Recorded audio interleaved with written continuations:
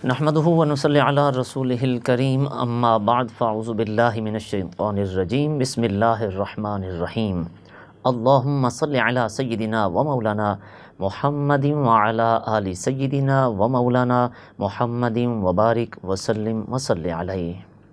ناظرین کرام، آپ دیکھ رہے ہیں AWC ڈیجیٹل میڈیا۔ خواجہ عاشق حسین دنیا بھر کے ناظرین کی خدمت میں محبت بھرا سلام پیش کرتا ہے۔ ناظرین کرام، قرآن مجید وہ آفاقی کتاب ہے جو دلوں کی کایا پلٹ دینے والی کتاب ہے۔ وہ ایک ایسی عالمگیر دنیا بھر کی رہنمائی کا منبع، مصدر اور خزانہ ہے جو پوری کائنات کے لیے رشد و ہدایت کا ذریعہ ہے۔ زمانہ بدلتا رہے گا، صدیاں بدلتی رہیں گی، ماہ و سال تبدیل ہوتے رہیں گے، دنیا کے تقاضے بدلتے رہیں گے، لیکن قرآن کریم ایسی کتاب ہے جس میں ہر زمانے کے چیلنج کے ساتھ نمٹنے کی صلاحیت موجود ہے۔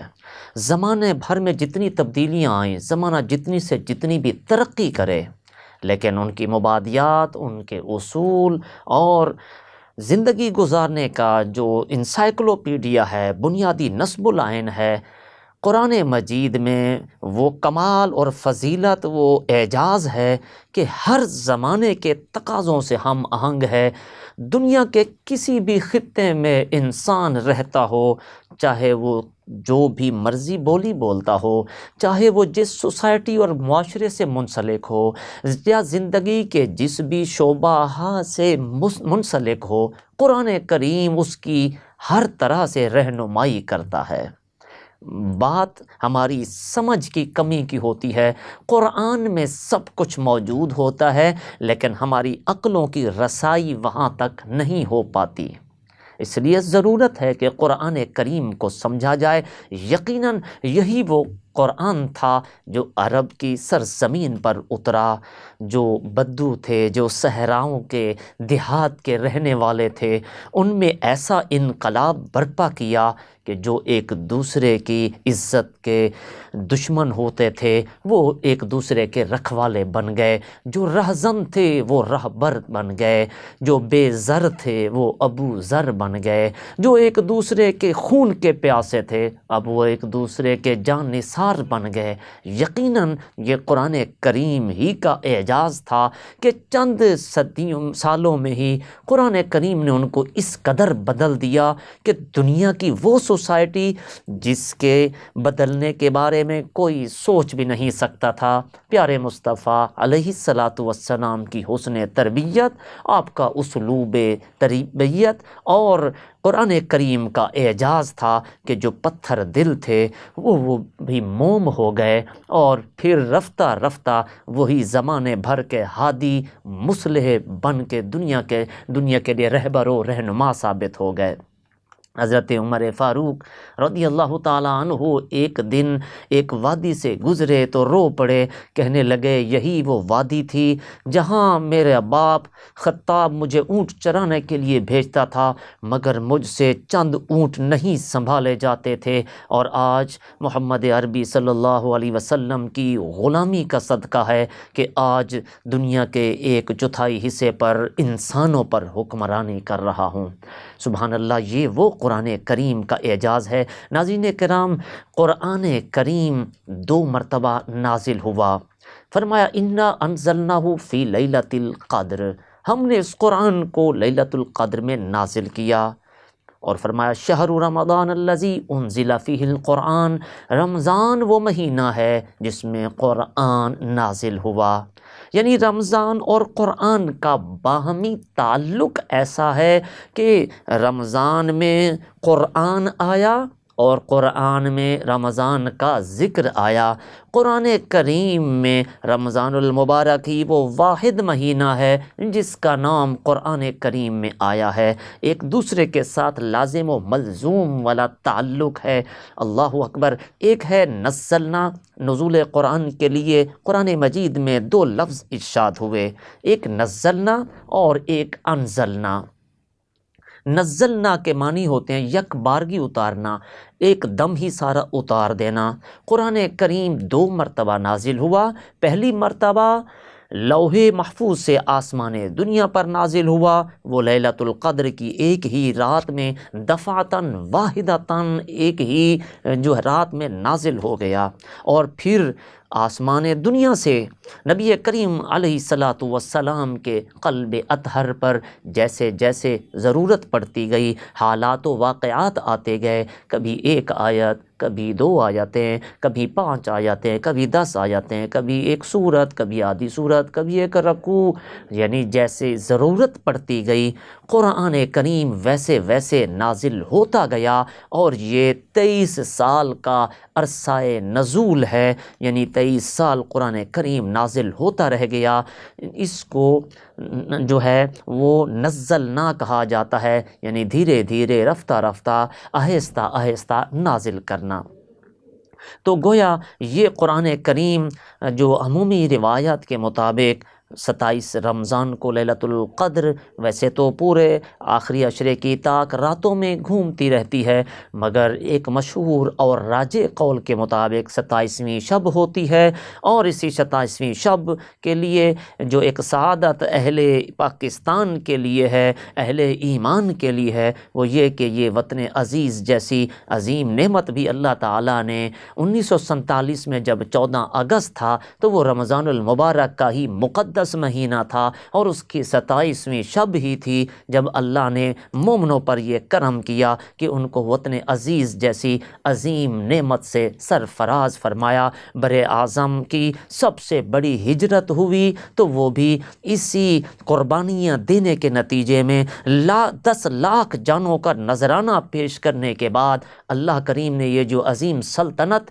عطا فرمائی، جس میں آج ہم آزاد فضا میں سانس لے رہے ہیں اور اللہ کی عبادت پرسکون طریقے سے کر رہے ہیں، یہ نعمت بھی اللہ تعالیٰ نے ہمیں رمضان المبارک میں ہی عطا فرمائی تھی۔ اس لیے پاکستان اور رمضان کا بھی ایک باہمی تعلق ہے، اور وہ کیا ہی خوبصورت تعلق ہے۔ ناظرین کرام، قرآن کریم وہ عظمت والی کتاب ہے کہ جیسے کہا جاتا ہے کہ کسی بھی کلام کو اگر پہچاننا ہو تو دیکھا جاتا ہے کہ متکلم کتنی عظمت والا ہے۔ متکلم یعنی بات کرنے والا جتنے فضل و کمال والا ہوگا، اس کی بات کی بھی اتنی ویلیو اور وقت ہوگی۔ ایک بات فقیر بے نوا کہتا ہے، کوئی بھی اس سے کان نہیں دھرتا، لیکن وہی بات پریزیڈنٹ، پرائم منسٹر کہتا ہے، صدر و وزیر اعظم کہتے ہیں، صاحب اقتدار کہتے ہیں، تو وہ ٹی وی میں بریکنگ نیوز بنتی ہے، وہ اخبار میں شہ سرخی میں مقام پاتی ہے۔ تو اس لیے جیسا کلام کرنے والا ہوتا ہے ویسے ہی اس کی کلام کی عظمت ہوتی ہے۔ فضل کلام اللہ علی سائر الکلام کفضل اللہ تعالی خلقہ، یعنی قرآن کریم جو اللہ کی کتاب ہے اس کی فضیلت پوری کتابوں پر ایسے ہے جیسے اللہ کی فضیلت مخلوق پر ہے۔ تو گویا قرآن کریم وہ عظمت والی کتاب ہے جو خالق کا کلام ہے۔ نبی کریم علیہ الصلاۃ والسلام نے فرمایا کہ قرآن کو پڑھا کرو، اقرأ القرآن، کیونکہ اس کا ایک سرا اللہ رب العالمین کے پاس ہے، دوسرا تلاوت کرنے والے کے پاس۔ گویا اللہ کی رسی ہے، جو بندہ تلاوت کرتا ہے اس کا تعلق رب کی ذات سے جڑ جاتا ہے۔ اور حضرت مولا علی کرم اللہ وجہ الکریم کا وہ قول یاد کیجئے، فرمایا کہ جب میرا جی چاہتا ہے کہ میں اللہ سے کلام کروں، اللہ سے باتیں کروں، تو میں نماز پڑھتا ہوں، اور جب میرا جی چاہتا ہے کہ اللہ مجھ سے بات کرے تو میں قرآن مجید پڑھتا ہوں، کیونکہ اللہ نے اس میں مومنوں سے خطاب فرمایا ہے۔ ناظرین کرام، افسوس ہمارے لیے لمحہ فکریہ یہ ہے کہ آج ہم نے قرآن کو فقط ثواب کی کتاب ہی سمجھ لیا ہے، حالانکہ یہ جسٹ ثواب کے لیے نہیں آئی تھی، یہ تو ہماری انسائکلوپیڈیا آف لائف ہے، یہ تو ہمارے لیے نصب العین کی حیثیت رکھتی ہے، یہ تو زندگی گزارنے کا دستور العمل تھی کہ لوگوں تم نے اس کے مطابق زندگی بسر کرنی ہے۔ لیکن افسوس ہم صرف اس کو ثواب کی حد تک پڑھنے کے لیے رہ گئے، گھروں میں طاق پہ سجا کے رکھ دی، غلافوں میں لپیٹ کر، اور کئی ایسے بھی دلسوز مناظر دیکھنے کو آتے ہیں، ایک عرصہ دراز تک ان طاقوں میں پڑے پڑے دیمک تک قرآن کریم جیسی مقدس کتاب کو لگ جاتی ہے، مگر صاحب خانہ کو پڑھنے کی جو ہے وہ توفیق نہیں ملتی۔ پھر ہم کہتے ہیں ہمارے گھروں میں خیر و برکت نہیں ہے، پھر یہ تاثر پایا جاتا ہے کہ جی گھروں میں لڑائی جھگڑے ہیں، اور پھر بدگمانی پھیلائی جاتی ہے، شاید کسی نے جادو ٹونا کر دیا ہوگا، فلاں نے تویز دھاگا کر دیا ہے، اور پیروں فقیروں کی طرف جو ہے وہ بھاگتے ہیں، اور پھر بسا اوقات اپنی عزتیں بھی تار تار ہوتی ہمیں معاشرے میں اس قسم کے واقعات بھی دیکھنے سننے کو ملتے ہیں۔ تو سب سے بڑا تعویذ، سب سے بڑی کتاب قرآن مجید کی صورت میں موجود ہے، یہ سب سے بڑا پیر ہے۔ قرآن سے محبت کیجئے، قرآن اپنے گھروں میں پڑھیں۔ حضور نے فرمایا جس گھر میں سورہ بقرہ کی تلاوت ہوتی ہے اس گھر میں شیاطین نہیں آتے۔